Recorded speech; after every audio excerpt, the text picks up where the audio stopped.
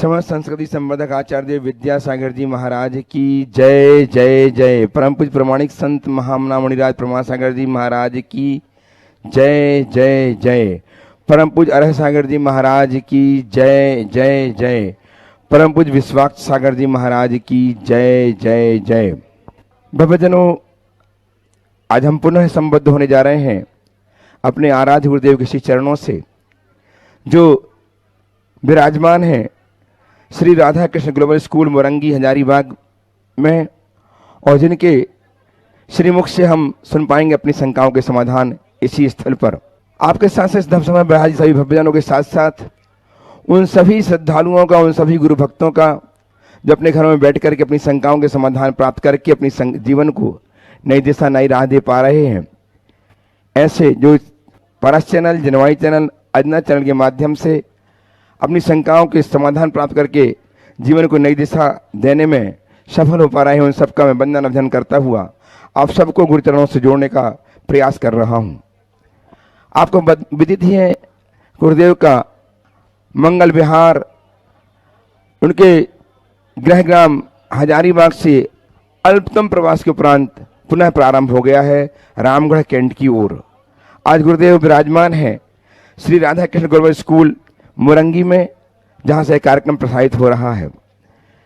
गुरुदेव का विहार रामगढ़ कैंट की ओर हो रहा है, जहां पर उनके आशीर्वाद से, उनकी प्रेरणा से निर्मित भव्य पाषाण मंदिर, अति विशाल पाषाण मंदिर का पंचकर्म प्रतिष्ठा महोत्सव 20 से 26 मई तक प्रायोजित है। अपनी महापात्र के ऊपर अपनी सहभागिता अर्जित करके, प्रदान करके अपने जीवन में पुण्य अर्जित कर सकते हैं। आपके पास अवसर है, जबकि आप रामगढ़ पंचकल्याणक में महापात्र बनकर के अपनी पुण्य की संपत्ति को निरंतर बढ़ा सकते हैं। अतः आइए, रामगढ़ पंचकल्याण में आपका स्वागत है। महापात्र बनकर के जीवन को पुण्य से अभिवृद्धिशील कीजिए। आज हम गुरुदेव के श्री चरणों से जुड़े। गुणायतन जो सत्य और संस्कृति का सदा भव्यतान, कदम मिलाकर बह चले धर्म और विज्ञान, ऐसी उक्ति को चरितार्थ करने वाला गुणायतन, आत्म विकास का दिव्य सदन गुणायतन, जिसकी प्रेरणा, जिसकी परिकल्पना गुरुदेव ने बनाई और प्रेरणा दी, और यह परिकल्पना साकार हो रही है आपके उदात्त हृदय से, आपकी उदारता से, आपके श्रम से अर्जित उस दान से, जो हमें गुणायतन को साकार रूप देने में कारण बन रहा है। आज पुनः ऑनलाइन गुणायतन से जुड़ने वाले बाजार मनाओं का मैं नाम उच्चारित कर रहा हूं। उनके उत्साह को संवर्धित करने के लिए आप तालियों का अवदान दे करके उनका उत्साह संवर्धित कीजिए। निर्माण निधि के रूप में श्री दिलीप जी, शरदचंद जी मुलय सांगली, इन्होंने अपने आप को संबोधित किया है निर्माण निधि के रूप में। बहुत बहुत साधुवाद, तालियां बजती रहें आपकी।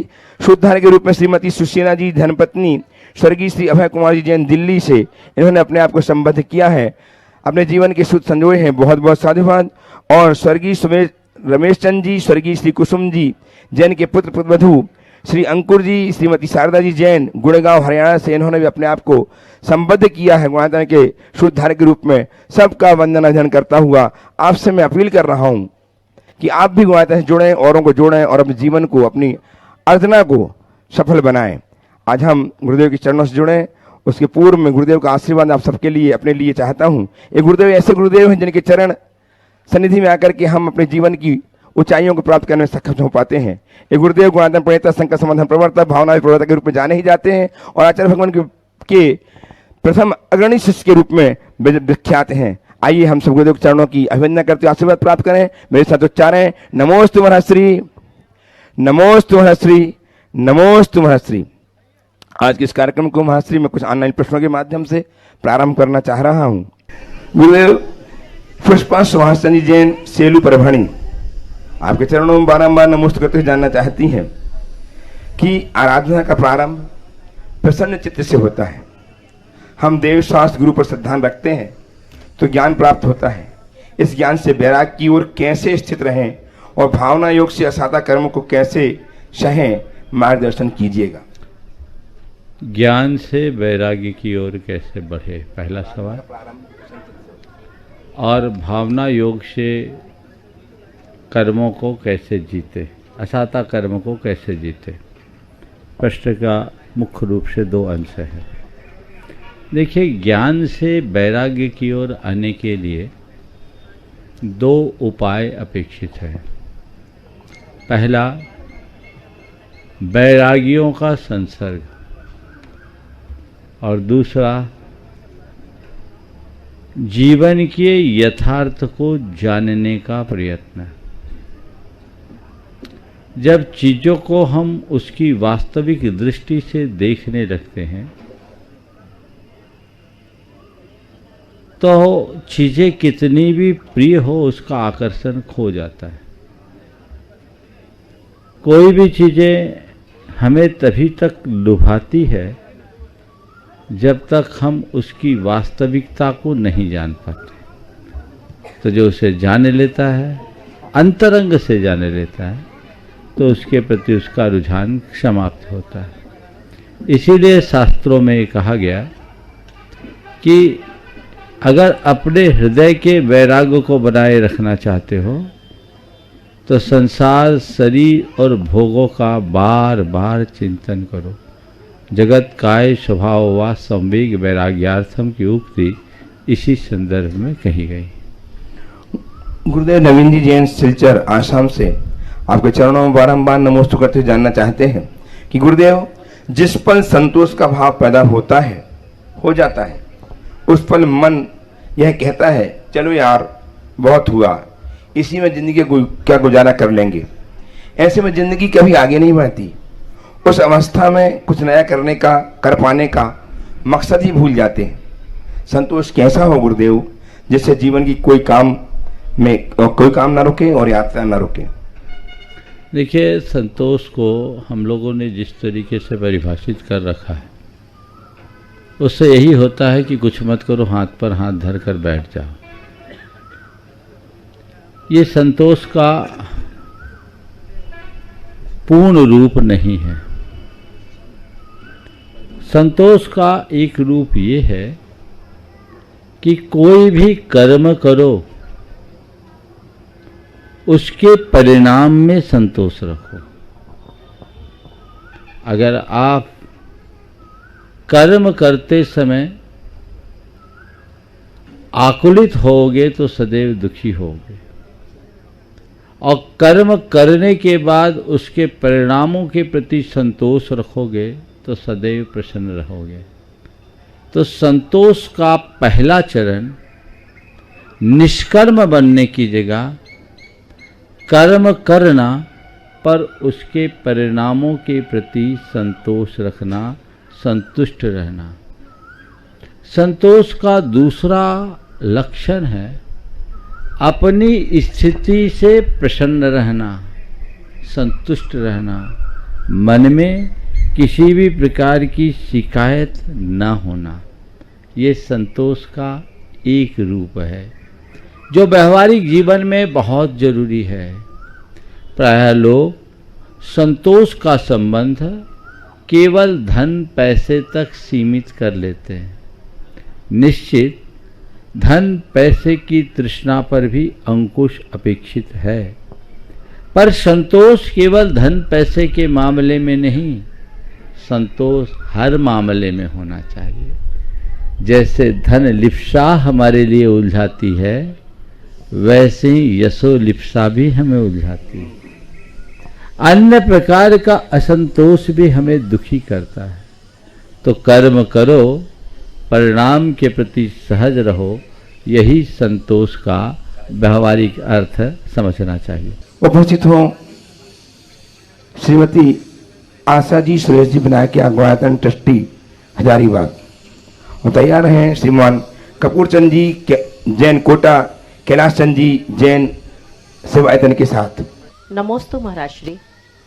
महाराज श्री, ऐसा है कि अगर किसी से कोई बात हो जाए और क्लियरिफिकेशन ना हो पाए तो आत्मा उलझी रहती है वर्षों तक। तो आत्मा को भी कष्ट देने ही लगते जब याद आ जाए तो, और सामने वाले से क्लियरिफिकेशन करने के लिए जाओ तो लड़ाई वाली स्थिति हो जाती है। तो इस स्थिति में क्या करें हम लोग? उससे क्लियरिफिकेशन चाहें या फिर आत्मा में वो बात को उलझाते रहते, बहुत वर्षों तक रहते हैं महाराज। दो बातें। पहली बात तो किसी से कोई बात होना, और बात हो तो बात को वहीं ख़त्म करने की कोशिश करे, उसे तुरंत क्लियर करने का प्रयास करे। पर कई बार कम्युनिकेशन गैप की वजह से लोग ऐसा नहीं कर पाते। जब अवसर आ जाए अपनी ओर से सामने वाले के प्रति क्षमा मांगते हुए, क्षमा प्रकट करते हुए, भाई जो हुआ आवेश में हुआ, अज्ञानता में हुआ, हो गया, अब उसे भूल जाएं और हम नवजीवन की शुरुआत करें। यदि ऐसा हो जाए तो मामला का पता छे। पर यदि ऐसा नहीं होता तो उसके लिए एक उपाय, आप परोक्ष रूप से उस व्यक्ति को याद करो और उससे क्षमा मांगो। भाई मुझे क्षमा कर दो, भाई मुझे क्षमा कर दो, भाई मुझे क्षमा कर दो। मैंने एक प्रयोग कराया और आपको सुनकर आश्चर्य होगा। दो भाइयों में संपत्ति को लेकर घोर विवाद और 15 वर्षों से एक दूसरे से बात भी नहीं करते। मेरे प्रबोधन से एक भाई के हृदय में लगा कि नहीं, महाराज कहते हैं कषाय नहीं होनी चाहिए, ये जन्म जन्मांतरों तक चलेगी तो पता नहीं कितने भवों तक बैर होगा। उसने जब अपनी बात मुझे बताई, मैंने उसे समझाया कि कुछ मत करो, तुम उसकी तस्वीर अपने सामने रखो और रोज उससे क्षमा मांगो। उसने मेरे कथनानुसार रोज भाई की तस्वीर सामने रखकर 5 मिनट से 10 मिनट भाई से बतियाता, उससे क्षमा मांगता, भाई मुझे माफ़ कर दो, भैया मुझे माफ़ कर दो। उसकी आंखें भर आती। ऐसा क्रम चलता रहा। लगभग 6 महीने बीते। इस मध्य उसके भाई के घर एक विवाह का प्रसंग था। अब ये चाहता था कि मैं भाई के घर जाऊं, पर मन में शंका, पता नहीं भाई मुझे प्रवेश देगा भी या नहीं देगा, ये संकोच मन में था। इधर भाई का हृदय परिवर्तन हुआ। वो उसका एक मित्र, और ऐसा मित्र जिसको छोटा भाई भी बहुत चाहता था, उसके घर बैठा था। लिस्ट बनाई जा रही थी किसे किसे विवाह में बुलाना है। लिस्टों के क्रम में उसने कहा, देखो भाई को बुलाना तो मैं भी चाहता हूं, पर 15 वर्ष हो गए हैं, मैं कैसे बनाऊं। वो कोई पहल करता तो मैं सोचता। तो उस मित्र ने कहा, नहीं ऐसी बात नहीं है, प्रसंग तुम्हारे यहाँ आया है और तुम्हारे मन में भाई के प्रति ये भाव आया, तुम उसे हृदय से बुलाना चाहते हो। बोला, हाँ मैं सोचता हूँ बहुत हो गया लड़कर, अब प्रेम से जीना चाहिए, बुलाना तो चाहता हूँ। उसने कहा, ठीक मैं तुम्हारे भाई से मिलकर आता हूँ, तुम बुलाने को राजी? बोले, हाँ राजी। वो गया और जब उसको जाकर के पूरा वाकया सुनाया, उसकी आंखें भर आई। बोले, मैं तो चाहता था, अब मैं खुद भैया से मिलने जाता हूँ। अभी शादी की बात बाद में होगी, पहले मैं अपने भाई से मिलकर अपने दिल को साफ करूँगा। वो अपनी धर्मपत्नी के साथ गया और भाई को देखा और भैया भर मुंह से निकला, दोनों गले से लग गए और फपक फपक करके रोए। थोड़े देर में मन का सारा मैल निकल गया। आज दोनों भाई एक हैं, ये फर्क किया जा सकता है। ये कोई किस्सा नहीं सुना रहा हूं, ये घटित घटना बता रहा हूं। आप प्रयोग करके देखें, ऐसा प्रयोग किया जा सकता है। दिल से प्रयोग करो। तुम एक तरफ से तो भावना भाव, तुम ये अपेक्षा रखते हो कि वो मुझे क्षमा करे, पर अपने हृदय में उतर कर देखो कि क्या तुम उसे क्षमा करने की स्थिति में हो। अपने मन को जब तक मनुष्य साफ नहीं करता, तब तक जीवन का रास्ता भी प्रशस्त नहीं होता। तो उसके लिए सरलता चाहिए, अंदर का ईगो उतारने की जरूरत है। उसे उतार दे तो हर समस्या का समाधान मिल सकता है। उपस्थित हो श्रीमान कपूर चंद जी कोटा एवं श्रीमान कैलाश चंद जी जैन सेवायतन और तैयार रहे श्रीमती सरिता जी, अरुण कुमार जी जैन सेठी हजारीबाग। गुरुवर के चरणों में मेरा मेरे परिवार का गुणायतन परिवार हार्दिक संभाग मेवाड़ प्राण का त्रिबार नमोस्तु नमोस्तु नमोस्तु। गुरुदेव, जीवन एक यात्रा है।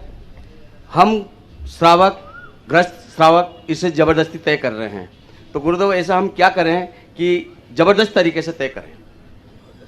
यात्रा को जबरदस्ती तय कर रहे हैं, जबरदस्त तरीके से कैसे तय करें? देखिए, जबरदस्ती का मतलब क्या है?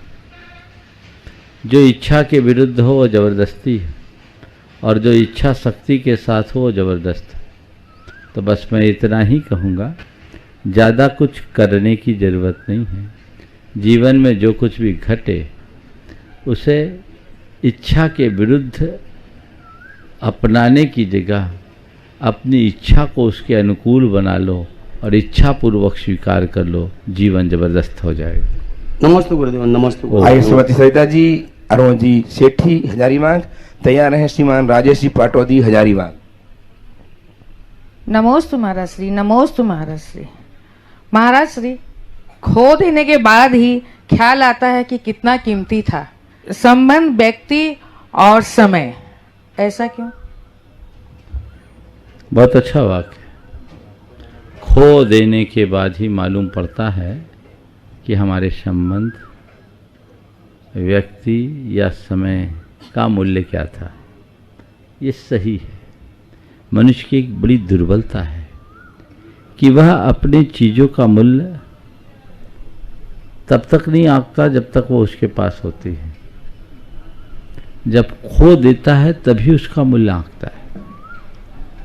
उदाहरण के लिए, मुंह में बत्तीसी है, 24 घंटे में एक भी बार जीभ नहीं जाती, लेकिन एक दांत बाहर निकल जाए दिन भर जीभ वहीं वहीं जाती है ना अनुभव। ये एक स्वाभाविक प्रकृति है।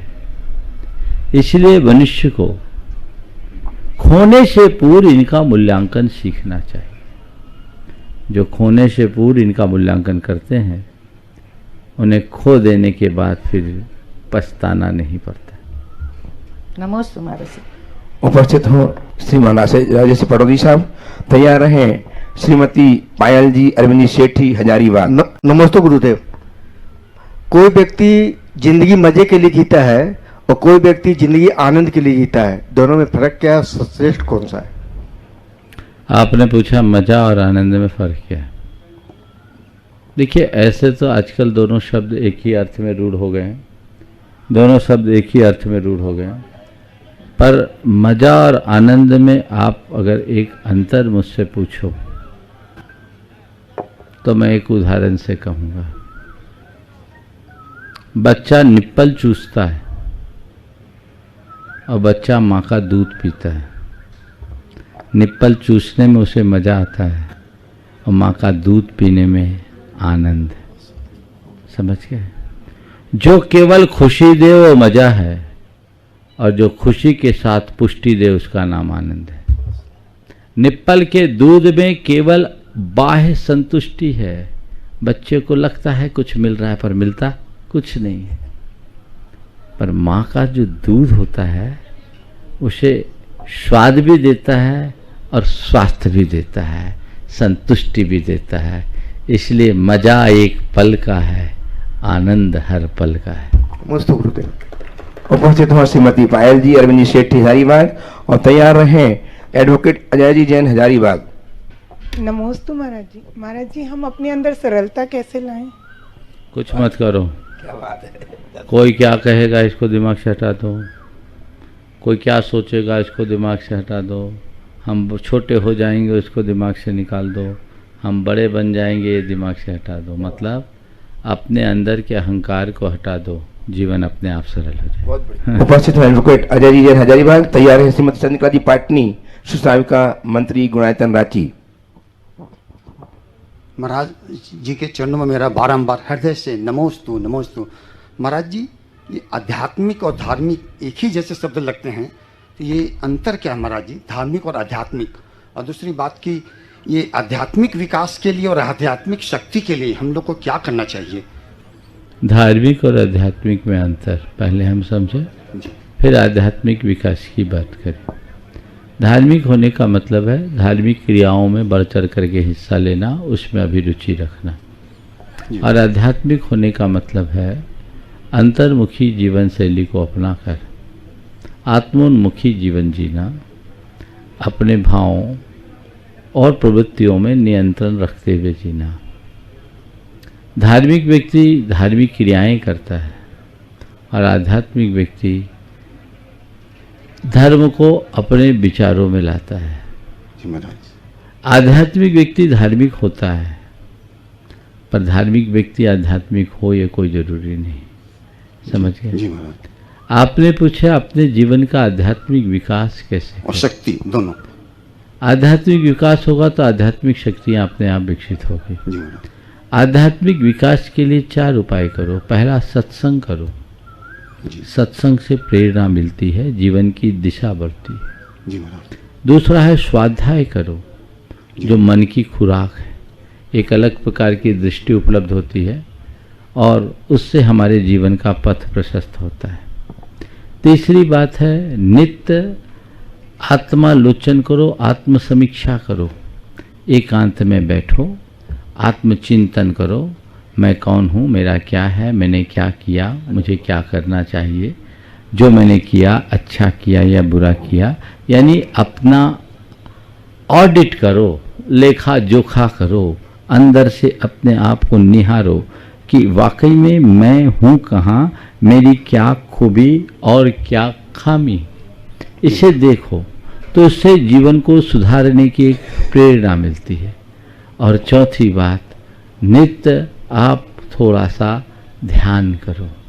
ये 4 बातें आप अपनाएंगे तो आध्यात्मिक उत्कर्ष दिनों दिन होगा और उससे आध्यात्मिक शक्ति भी विकसित होगी। महाराज श्री ध्यान होता नहीं है, लेकिन अभ्यास करो सब होगा।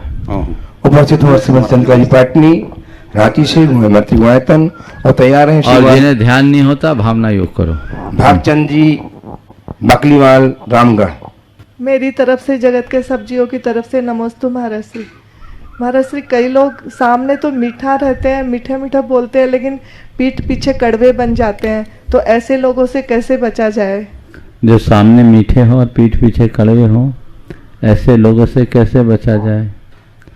तो मैं तो ऐसे ही कहता हूँ, ऐसे लोगों से बचने के लिए एक सुरक्षित दूरी अपनाओ, उनके सामने खुद भी मीठे बन जाओ और उनकी बात को मधुरता से टाल दो, उनकी मीठी मीठी बातों के प्रभाव में मत आओ।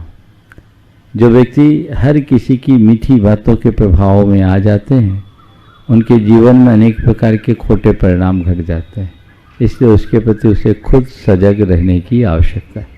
तैयार रहेंगे वैशाख जी टोंगे, आप विकास जी टोंगे तैयार रहेंगे। मेरा ये सवाल है कि साधन और साधना में क्या फर्क है? साधन और साधना में क्या फर्क है? साधन वो जो बाहर से जुटाए और साधन वो जो हमें आलंबन दे और साधना वो जो हमें मजबूत बनाए। साधन का मतलब है बैसाखी लेके चलना और साधना का मतलब है पाँवों के बल दौड़ना। समझ गए? चलिए। विकास जी टोंगे से उपस्थित हो जाए विभाग से तैयार हैं श्रीमान बलराम सिंह जी, जो श्री राधा कृष्ण ग्लोबल स्कूल के प्राचार्य हैं, जिन्होंने बड़ी प्रफुल्लता के साथ अपने स्कूल को आज यहाँ स्थान दिया है। हम सबके लिए तालियां का अभिनंदन कीजिएगा इनका। बहुत प्रसन्नता के साथ इन्होंने अपने स्कूल को हमें प्रदान किया है, हम उनका सम्मान करते हैं, अभिनंदन करते हैं। तैयार रहेंगे अपने प्रश्न के लिए। नमोस्तु नमोस्तु नमोस्तु महाराज जी। महाराज जी, मैं अभी नया नया धर्म से जुड़ा हूँ और मेरी भावना पूजा, अभिषेक, गुरु भक्ति, गुरु पूजा में, स्वाध्याय में लगा रहता है। लेकिन कुछ लोगों का कहना है कि अगर ये क्रियाएं 10-15 दिन छूट जाएगी तो फिर तुम नहीं करोगे। मैं ऐसे क्या करूं कि जीवन पर्यंत मेरा ये भाव बना रहे? बिल्कुल ऐसे लोगों की बातों को एक चुनौती के रूप में लो और स्वीकार करो कि ठीक है, तुमने कहा 10-15 दिन छूट जाए तो कभी नहीं करोगे, तो पहली बात तो मैं छोड़ूंगा नहीं और यदि कोई कदाचित छूट जाए तो फिर से जुट के दिखा दूंगा और तुम्हारी धारणा को अपवाद साबित कर दूंगा। नमस्ते महाराज। श्रीमान कल्लू जी छावड़ा हजारीबाग उपस्थित हो। तैयार हैं श्रीमान प्रमोद जी खंडेलवाल हजारीबाग पत्रकार। महाराज जी के चरणों में बारंबार नमस्कार। आज वर्तमान में किस जीव को सुखी मानना चाहिए? क्या धर्म करने वाला व्यक्ति सुखी है? किस जीव को सुखी मानना चाहिए? क्या धर्म करने वाला सुखी है? तो मैं पूछूंगा, क्या धर्म करने वाला दुखी है? सुनो, धर्मी अधर्मी, सुखी दुखी, ठीक है, अमीर गरीब, ये 6 स्थितियां बन गई। धर्मी अधर्मी, सुखी दुखी, अमीर गरीब। हम लोगों की जो धारणा है ना, थोड़ी गड़बड़ है। कोई पैसा वाला आदमी है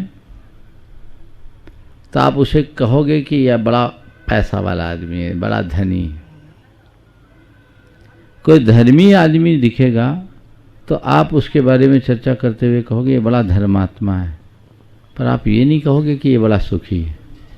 कहते हो क्या?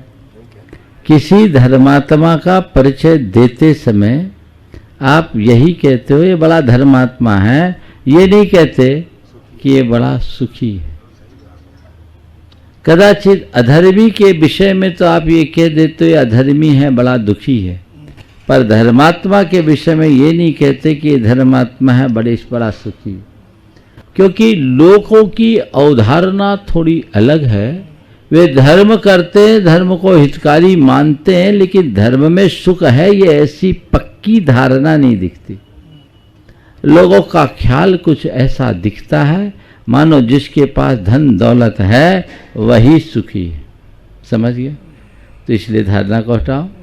अगर तुम्हारी धारणा में धन दौलत ही सुख का आधार है तो धर्मात्मा के पास धन दौलत का भंडार होना कोई जरूरी नहीं। इसलिए हो सकता है उस धन दौलत के अभाव में तुम्हें धर्मात्मा दुखी दिख जाए, लेकिन सुखी का आधार, सुख का आधार तुम अंदर के संतोष और संयम को मानते हो, तो सच्चे धर्मात्मा के हृदय में संयम भी होता है और संतोष भी होता है। और ये संयम और संतोष एक धर्मात्मा के हृदय में ही होता है। तो ऐसा सुख तुम कभी खोजोगे तो केवल और केवल किसी धर्मी के जीवन में दिखेगा, अन्यत्र। उपस्थित हो पत्रकार श्रीमान प्रमोद खंडेलवाल हजारीबाग से। तैयार है श्रीमान राजीव जी जैन हजारीबाग। नमोस्तु महाराज श्री, नमोस्तु महाराज श्री, नमोस्तु महाराज श्री। आज के परिवेश में, आज के इस दौर में प्री वेडिंग का प्रचलन काफ़ी हो गया महाराज श्री। इसी के साथ एक प्रश्न और जुड़ा है मेरा, जो काफ़ी रस्मों और रवाज के साथ वो वर वधू करते हैं वरमाला। इन दिनों मजाक सा बनता जा रहा है वरमाला के समय। वर मजाक कर रहे हैं, वधू के उनके संग मजाक कर रहे हैं। ऐसा क्यों? क्या कुछ है ये? देखिए, ये सब पश्चिमी सभ्यता का अंधानुकरण और मीडिया का कुप्रभाव। हमारे यहाँ विवाह में जो पाणी ग्रहण होता है वह एक पवित्र संस्कार है और इस संस्कार को अत्यंत पवित्रता के साथ करना चाहिए। मंत्रोच्चार पूर्वक अग्नि की साक्षी में होने वाली क्रिया के साथ इस तरह का मजाक होना पूरे जीवन का मजा खराब करने में निमित्त बन सकता है। इसलिए इन बातों को बहुत गंभीरता से देखना चाहिए और इस तरह का हल्कापन कभी भी प्रदर्शित नहीं करना चाहिए। पर लोग आज अंधानुकरण करने लगे हैं और सबसे बड़ी विडंबना तो ये है कि ऐसे आयोजनों में सम्मिलित होने वाले लोग भी मूक दर्शक बनकर रह जाते हैं, बल्कि अब तो लोग उल्टा प्रोत्साहित करने लगे हैं। और जब इस तरह का अंधानुकरण चलता रहेगा तो हमारी परंपराएं छिन्न भिन्न होगी और संस्कृति का विलोप सुनिश्चित होगा। नमोस्तु महाराज श्री। आइए सेवा राजीव जी जैन हजारीबाग से। तैयार हैं श्रीमती बबीता जी विनायका। नमोस्तु महाराज श्री, नमोस्तु नमोस्तु महाराज श्री। मेरा प्रश्न है कि आज के परिवेश में मन का स्वस्थ रहना बहुत जरूरी है और मन स्वस्थ तभी रहेगा जब तन स्वस्थ रहेगा, और तन स्वस्थ रखने के लिए आज के दिन में धन का स्वस्थ रहना बहुत जरूरी है। तो मन, तन और स्वस्थ तीनों को स्वस्थ रखने के लिए कैसे सामंजस्य बैठाए, कृपया मार्गदर्शन दें। तुमने मन को तन से और तन को धन से जोड़ दिया। देखो मेरा तन तुम्हें स्वस्थ दिखता है कि नहीं? एकदम महाराज श्री। मन भी स्वस्थ दिखता है कि नहीं? महाराज श्री। और आत्मा मस्त दिखती है कि बहुत नहीं? ज्यादा। पर धन है क्या? नहीं महाराज। फिर गृहस्थ जीवन में तो महाराज श्री ये जरूरी है। अभी तो तुमने गृहस्थ की बात नहीं की थी ना? जी। सुनो, धन जीवन के लिए एक साधन है। धन से भोजन मिलता है, भोजन से शरीर का स्वास्थ्य, और शरीर के स्वस्थ रहने से मन में स्वास्थ्य। तो ये देखो धन जुटाओ, पर कितना कितना। खाने के लिए कमा लो कोई दिक्कत नहीं, जीने के लिए कमा लो कोई दिक्कत नहीं, पर कमाने के लिए जीना कब तक? देखो जरूरत के लिए कमा रहे हो या कमाने के लिए कमा रहे हो। जो जरूरत के लिए कमाता है वो शरीर से भी स्वस्थ रहता है, मन से भी। लेकिन कमाना ही जिनकी जरूरत बन जाती है, उसका तन मन सब विकृत हो जाता है। आज लोग ऐसे ही बेहाल हो रहे हैं, इसकी तरफ ध्यान रखना चाहिए। भाई की श्रीमती बबीता जी बनाए का हजारीबाग से तैयार हैं। सुनील जी नीलू जी सेठी हजारीबाग से। सुनील जी नीलू जी तैयार हैं। नमोस्तु महाराज जी, नमोस्तु महाराज जी, नमोस्तु। हर नया कर्म करते समय मन में पहले शंका उत्पन्न होती है और उसके साथ बाद में भी भय उत्पन्न होता है, ऐसा क्यों? ये हमारे मन की दुर्बलता है। जिनका मनोबल कमजोर होता है, जिनके अंदर नकारात्मकता होती है, उनके मन में शंका, और फिर शंका के बाद भय। इससे बचना है तो अपने आत्मविश्वास को जगाओ, इच्छा शक्ति को प्रबल करो, मनोबल ऊंचा रखो। कोई भी काम करना होगा, विश्वास जागेगा, दृढ़ता आएगी, भय दूर भागेगा। नमस्ते महाराज जी। नीलू जी सुनील जी सेठी उपस्थित हजारीबाग से तैयार है। श्रीमान अजय जी छावड़ा। नमस्ते महाराज श्री। महाराज श्री, मेरा प्रश्न है, ईश्वर का रंग रूप आकार कुछ नहीं है, तो ध्यान करते समय निराकार ईश्वर का ध्यान कैसे करें? बस जिसका जिसका हम ध्यान करते हैं, जो जो हमारे ध्यान में आता है, बोलो वो मैं नहीं हूँ। इन सब से रहित जो है वही मेरे भीतर का परमात्मा है, निराकार हो जाए। चलो उपस्थित हो अजय जी छावड़ा और तैयार है श्रीमान अजय जी गुप्ता हजारीबाग से। अजय जी छावड़ा आए। अजय जी गुप्ता तैयार है। नमोस्तु गुरुवर, नमोस्तु नमोस्तु। महाराज, हमारी बहुएं और बेटियां स्कूल्स में जाकर के पढ़ा रही हैं, और हमारा स्कूल जैन स्कूल जो अपने समय में विख्यात था, आज शायद लुप्त हो गया। हम ऐसा क्या करें कि जैन स्कूल वापस अपना पुराना गरिमा प्राप्त करें और हम अपने बच्चों को सही मार्गदर्शन दें? देखिए, सबसे पहली बात तो आजकल एक फैशन बन गया सभी का इंग्लिश मीडियम में पढ़ाने और पढ़ाने का। प्रायः जितने भी हमारे विद्यालय हैं सरकारी अनुदान प्राप्त है, और जितने भी शासकीय स्कूल है भारत भर में, वो सब हिंदी माध्यम और स्टेट बोर्ड से जुड़े हुए। आजकल लोग उनमें पढ़ाना नहीं चाहते हैं। एक ज़माना था जब हम लोग पढ़ते थे तो 11वीं से एडमिशन होता था और सारे लोग टॉप करते थे, और आज अपने अपने क्षेत्र में शिखर पर थे। अब ये हिंदी अंग्रेजी माध्यम एक अनिवार्यता जैसी बन गई। हालांकि नई शिक्षा नीति के बाद अब बड़ा परिवर्तन होगा, और मैंने सुना है कि अंग्रेजी अब विषय के रूप में रहेगा, अनिवार्य माध्यम के रूप में नहीं। एक बहुत बड़ा परिवर्तन करेगा, लेकिन पिछले 3 दशकों में बहुत कुछ बदलाव आ गया, उसका परिणाम हमारे सामने। तो समय के अनुरूप हमें स्कूलों के स्वरूप में परिवर्तन करना होगा। और जब हम अपने विद्यालयों में, जहाँ इंफ्रास्ट्रक्चर बहुत अच्छा है, अगर उसमें समय अनुरूप हमने परिवर्तन किया होता तो आज ये दुर्दशा नहीं होती। आज भी अवसर है और अपेक्षा भी है, आवश्यकता भी है।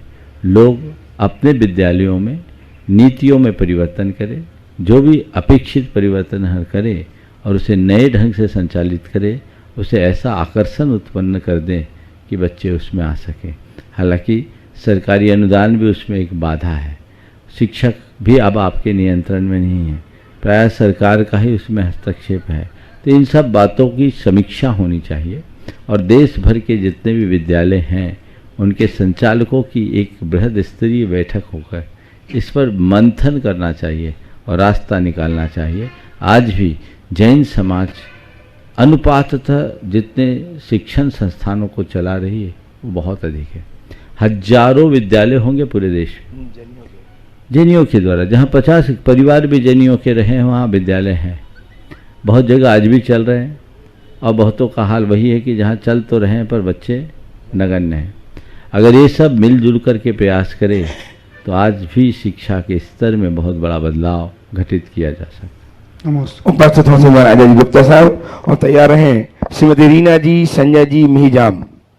मेरा एक बहुत दिनों से यह जैसे मन में विचार आता है कि जो हम गुलामी का जंजीर पहने हुए हैं आज वो जंजीर ओढ़ना में बदल गया है। ये जो है सो हिंदी प्रचार का जो है सो माध्यम कब बनेगा, कैसे बनेगा, जिससे गांव और शहर नीचे लोग का उत्थान तो सोचते हैं लेकिन वही लोग उनको शोषण करते हैं। बहुत अच्छी बात आपने रखी है। हमारे गुरुदेव तो पिछले अनेक वर्षों से ये कह रहे हैं, अपनी गुलाम मानसिकता को जब तक हम नहीं बदलेंगे तब तक ऐसा नहीं होगा। प्रायः आजकल लोग अंग्रेजी बोलने में अपनी शान समझते हैं। कदाचित कोई अंग्रेजी बोले तो मुझे ऐतराज नहीं, लेकिन माध्यम तो हिंदी होना चाहिए या अपनी मातृभाषा होनी चाहिए। हमें स्वभाषा में ही बोलना चाहिए क्योंकि भाषा संस्कृति की संवाहिका है। हम जिस भाषा में पढ़ते पढ़ाते हैं, जो हमारी मातृभाषा है, उससे हम बहुत अच्छे से ज्ञान पा सकते हैं। और भाषा एक दूसरे के साथ संवाद स्थापित करने का बड़ा साधन है। इसके लिए प्रयास करना चाहिए। झारखंड में सरकार शासकीय स्तर पर तो ये बहुत अच्छा हुआ कि सरकारी कामकाज अब हिंदी में होते हैं। अन्य अनेक राज्यों में हिंदी में कामकाज होने लगे हैं, लेकिन अभी तो सबसे बड़ी विडंबना है न्यायालयीन बातों में। न्यायालयीन प्रक्रिया में अब प्रायः जो भी निर्णय होते हैं वो सब अंग्रेजी में होते हैं। जो हिंदी भाषी है वो उन्हें नहीं जान पाता। इसके लिए भी प्रयास चल रहा है। सोच बदलनी चाहिए। भारत को भारतीय भाषा को प्रमुखता देनी चाहिए और इसके लिए हर भारतवासी को सोचना चाहिए। और इसके अभियान को गति देने के लिए एक सांकेतिक प्रयास के रूप में एक बहुत अच्छा काम है कि आप हस्ताक्षर करना प्रारंभ करें, सिग्नेचर करना बंद करें। आप सिग्नेचर करना बंद करें, हस्ताक्षर करना शुरू करें। अगर अभी तक आपके बैंक में भी सिग्नेचर चलता है, एक शपथ पत्र देकर आप उसे बदलें और उसके जगह हस्ताक्षर करना शुरू करें। गुरुदेव के आशीर्वाद से करोड़ों लोग सिग्नेचर की जगह हस्ताक्षर करना शुरू किए। आप भी ऐसा कर सकते हैं। ये बहुत बड़ा काम होगा। आज की स्थिति ये है कि हमारी नई पीढ़ी के लोग हिंदी में अपना नाम लिखना भी नहीं जानते और उनकी इतनी बुरी हालत है कि ना अंग्रेजी अच्छी है न हिंदी अच्छी है। न ढंग से हिंदी बोल पाते हैं न शुद्ध अंग्रेजी बोल पाते हैं। दोनों स्थितियां उनकी गड़बड़ है। तो माध्यम हो जो अपनी भाषा है वही, और भाषा आपको जितना अधिक से अधिक जान सको जानो। अवसर और अनुकूलता अधिक से अधिक भाषा का ज्ञान रखना चाहिए, लेकिन अपनी भाषा को प्रमुखता देना हमारा सबसे परम लक्ष्य होना चाहिए। आइए श्रीमान संजय जी, रीना जी, जय मिहिजाम और तैयार हैं श्रीमान सिद्धार्थ जी कासलीवाल, कानपुर, गौतम प्रशासक। नमोस्तु गुरुवर, नमोस्तु नमोस्तु नमोस्तु। महाराज श्री, मेरा प्रश्न है, खुशी के लिए बहुत कुछ इकट्ठा करना पड़ता है ऐसी हमारी समझ है, किंतु हकीकत में खुशी के लिए बहुत कुछ छोड़ना पड़ता है, पर ऐसा हो नहीं पाता। बात बिल्कुल सही। सही खुशी के लिए बहुत कुछ इकट्ठा करना पड़ता है ऐसी समझ है, पर खुशी की प्राप्ति के लिए बहुत कुछ खोना पड़ता है। ऐसा हो नहीं पाता इसलिए क्योंकि हम अपने अनुभवों को प्रमुखता नहीं देते। ध्यान रखो, हमने इकट्ठा करके जितना पाया है, खुशी पाई है, अगर अपने अतीत के अनुभवों को देखोगे तो खो करके पाई जाने वाली खुशी उससे कई गुनी है। और अपने अतीत के अनुभवों को आधार बनाकर जो चलता है उसकी दृष्टि बदल जाती है और वो इकट्ठा करने की जगह खोने के लिए राजी हो जाता है। नमोस्तु। आइए श्रीमान सिद्धार्थ जी कासलीवाल, कानपुर से गायत्री के प्रशासक। और तैयार हैं श्रीमान निर्मल जी हीरा जी विनायका हजारीबाग, मेरे गायत्री ट्रस्टी। परम पावन गुरुवर के पावन चरणों में मेरा और मेरे परिवार का कोट कोट वंदन। नमोस्तु गुरुवर, नमोस्तु गुरुवर, नमोस्तु गुरुवर।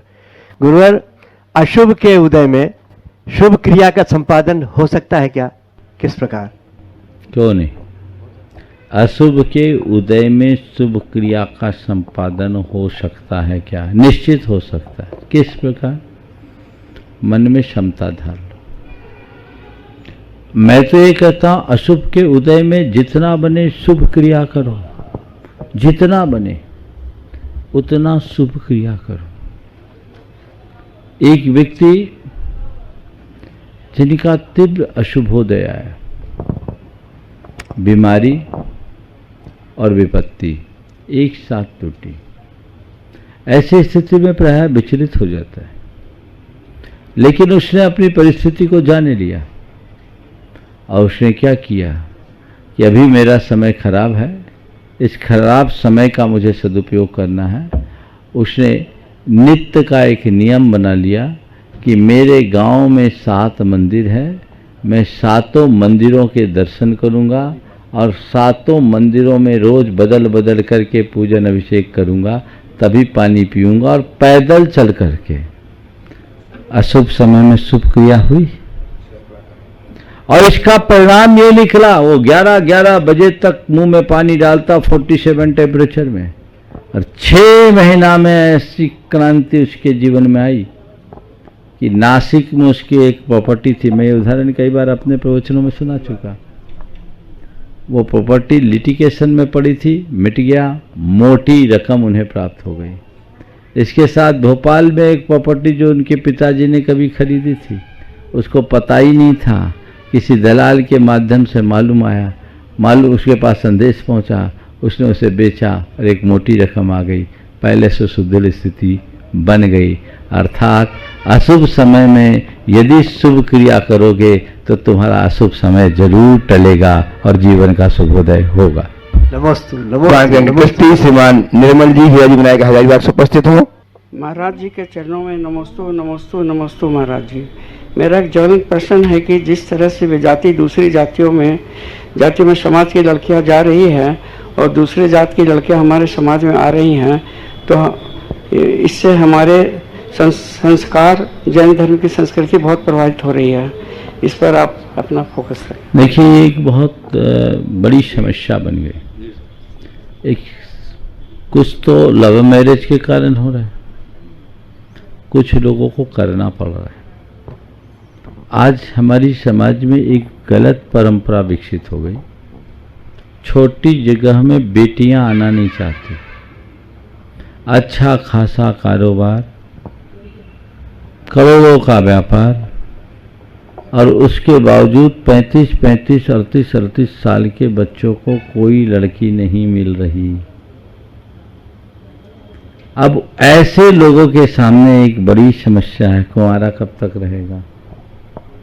मैं उनके लिए क्या बोलूं। आज छोटे छोटे गांवों में ऐसी स्थितियां बन रही। इसके दूरगामी परिणाम भयानक हो सकते हैं, इसमें कोई संशय नहीं। इसके उपाय को देखना।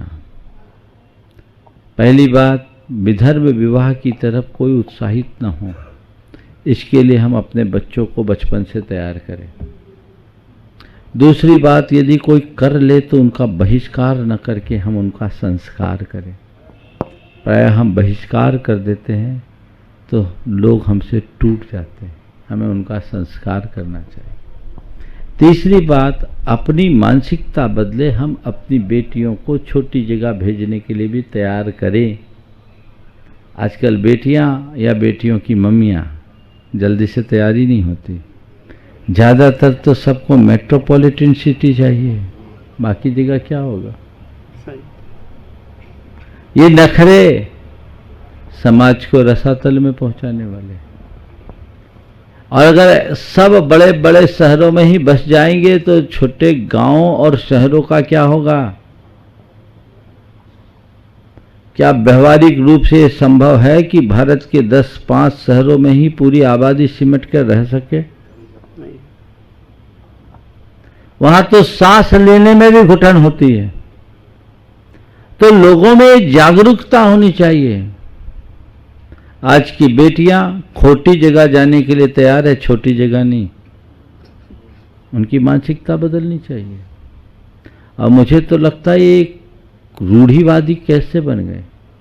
आज बड़े और छोटे शहर में सुविधाओं का कोई अभाव नहीं, और हर छोटे से छोटे शहर से किसी महानगर में जाने में आपको आज 2-3 घंटे में आराम से पहुंच सकते हैं।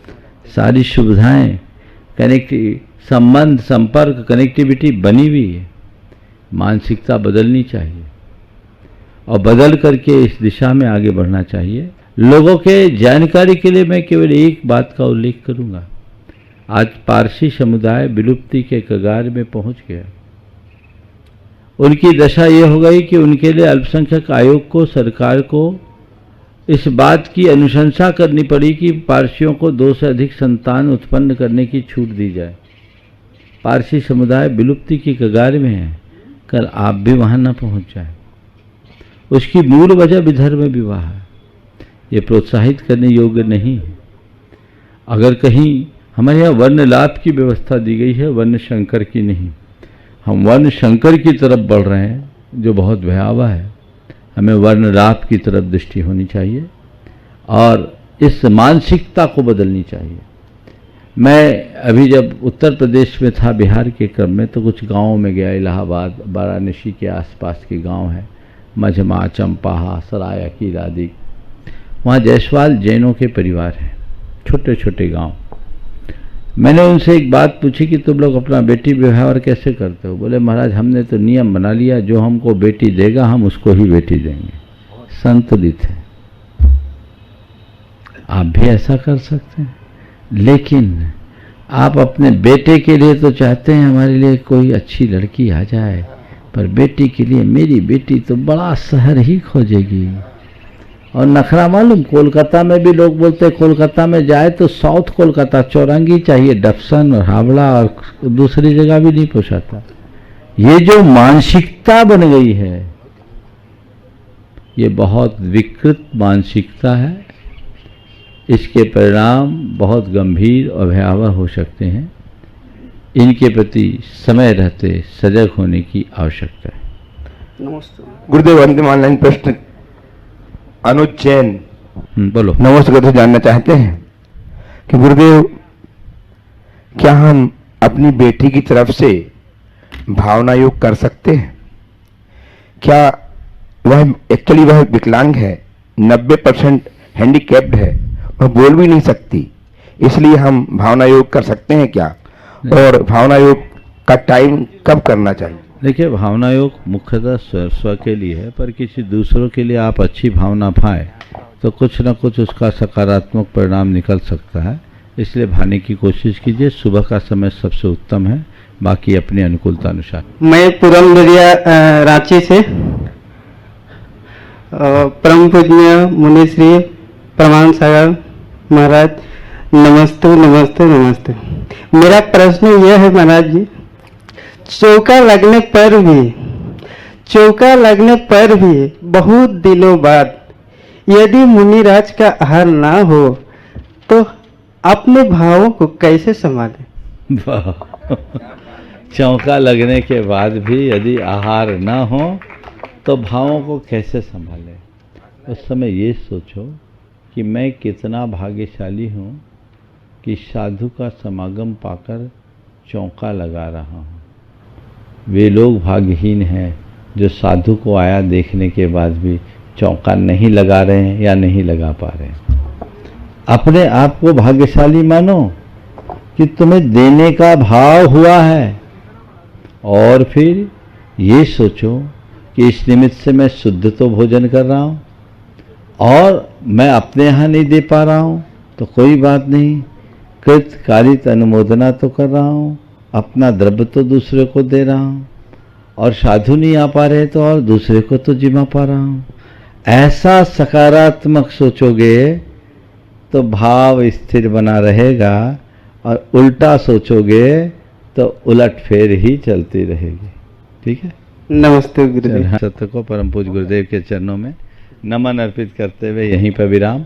बोलिए परम पूज्य आचार्य गुरुवर श्री विद्यासागर जी महाराज की।